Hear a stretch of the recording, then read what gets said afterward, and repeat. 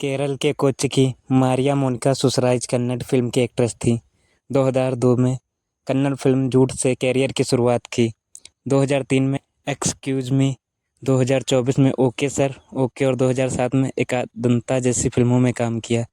लेकिन मारिया को बॉलीवुड में करियर बनाना था, इसलिए उसने कन्नड़ फिल्म से नाता तोड़ा और 2007 में मुंबई आ गई। हिंदी कमाती थी, इसलिए जहाँ भी ऑडिशन देती लोग विचार करेंगे कहकर वापस कर देते थे।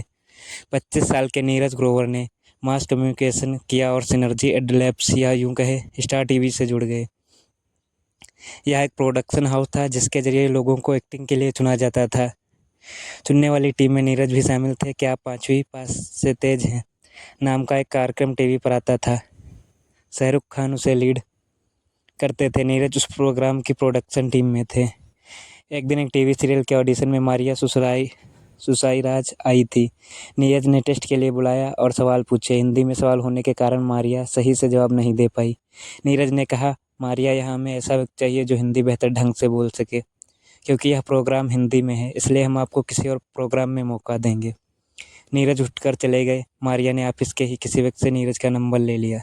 नीरज दोस्त बनने तो प्रेमी को खटकने लगी। मारिया ने कुछ दिन बाद नीरज को फ़ोन किया। दोनों ने बात करने लगे।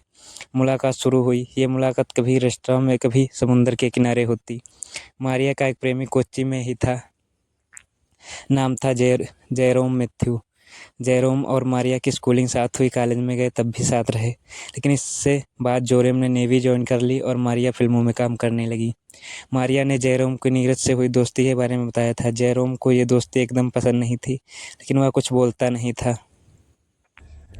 फ्लैट शिफ्ट करवाने गए तो रात भर साथ रह गए। 6 मई 2008 मारिया ने मुंबई के मालाड इलाके में नया फ्लैट ले लिया। नीरज से शिफ्ट करवाने में मदद मांगी तो चले गए। रात 10 बजे मारिया को जेरोम का फ़ोन आया। दूसरी तरफ नीरज भी किसी से फ़ोन पर बात कर रहे थे। जेरोम ने पूछा, नीरज है क्या? मारिया ने कहा, नहीं। इतना कहने के बाद मारिया ने फ़ोन काट दिया। 11:30 बजे जेरोम ने दोबारा फ़ोन किया और पूछा, क्या नीरज अपने घर चला गया? मारिया ने इस सवाल का जवाब देने के बजाय फ़ोन को ही स्विच ऑफ कर दिया। शक के चलते रात में ही फ्लाइट पकड़ी और मुंबई आकर मर्डर कर दिया। मारिया के फ़ोन स्विच ऑफ करने से जेरोम गुस्से से भर गया। उसने रात में ही मुंबई पहुंचना तय किया। फ्लाइट पर ताकी तो पता चला कोच्चि से मुंबई की एक ही फ्लाइट 3 बजे सुबह की है। जेरोम ने फ्लाइट पकड़ी और मुंबई आ गया। मारिया ने उसे नए फ्लैट का पता बताया था, इसलिए उसे मलाड के उस इलाके में पहुंचने से कोई दिक्कत नहीं हुई। सुबह 7:30 बजे मैथ्यू मारिया के नए फ्लैट के गेट की डोरबेल बजाता है। अंदर मारिया और नीरज सन्ना। तभी मारिया ने कहा, हो सकता है कॉलोनी का कोई कर्मचारी हो। मारिया ने दरवाज़ा खोला तो उसके होश उड़ गए। सामने जेरोम मैथ्यू खड़ा था। वह बिना कुछ बोले अंदर आया तो देखा नीरज ग्रोवर बिना कपड़ों के बेड पर लेटा था। दोनों के बीच मारपीट शुरू हो गई। गुस्से में तमतमाए जेरोम ने किचन से चाकू लिया और नीरज पर ताबड़तोड़ प्रहार शुरू कर दिया। इस दौरान मारिया ने बचाने की कोशिश की तो जेरोम ने उसे झटकते हुए कहा, दूर रह वरना तुझे भी मार दूंगा। जेरोम के चाकुओं के वार से नीरज की मौत हो गई। लाश सामने रखकर मारिया और जेरोम ने शारीरिक संबंध बनाए। 9 बजे दोनों यह सोचने लगे कि अब इस लाश को कैसे छिपाया जाए। मारिया ने अपने दोस्त जितेश से उसकी सेंटो कार ली और जेरोम के साथ मलाड के हाइपर सिटी मॉल गई और वहां से 3 बड़े एयरबैग के साथ एक बड़ा चाकू खरीदा। एक रेस्तरां में खाना खाया। 3 बजे दोनों लौट आए और अगले 1 घंटे में लाश के छोटे छोटे करीब 300 टुकड़े कर दिए। उसे 3 बैग में डाला और उसे कार में रख दिया। दोनों लाश लेकर ठाणे साइड वाले हाईवे पर निकल गए। शाम के करीब 7 बजे पालघर जिले के मनोर पहुंचे। गाड़ी से बैग उतारा और उस पर पेट्रोल डालकर आग लगा दी। जब लग गया कि लाश जल चुकी है तो वहां से लौटे। जेरोम रात भर मारिया के साथ उसी फ्लाइट में रहा। 8 मई को 12:30 बजे मुंबई से कोच्चि की फ्लाइट पकड़ी और वापस चला गया। नीरज का फ़ोन मारिया ने पुलिस को दे दिया और पकड़ी गई। नीरज 8 और 9 मई को ऑफिस नहीं पहुंचा तो दोस्तों ने उसे फ़ोन लगाया। फ़ोन स्विच ऑफ आ रहा था। मारिया को फ़ोन लगाया तो उसने कहा 7 मई को रात में वह था, फिर नहीं आए। दूसरी तरफ परिवार वालों को भी नीरज के गायब होने की खबर लग गई। पिता अमरनाथ ग्रोवर और मां नीलम ग्रोवर परेशान हो गए। उनकी तरफ से पुलिस में नीरज के लापता होने की रिपोर्ट लिखाई गई। पुलिस ने जांच शुरू की। मोबाइल की लोकेशन मारिया के फ्लैट पर दिख रही थी। पुलिस पहुंची तो मारिया ने फ़ोन दे दिया। पुलिस का पहला शक मारिया पर गया, लेकिन बिना सबूत के पूछताछ कैसे करती, इसलिए मारिया की कॉल डिटेल निकाली गई। हत्या के बाद मारिया और जेरोम ने बातचीत से राज खुल गया। पुलिस ने मारिया को गिरफ्तार कर लिया। जेरोम को कोच्चि से गिरफ्तार किया गया।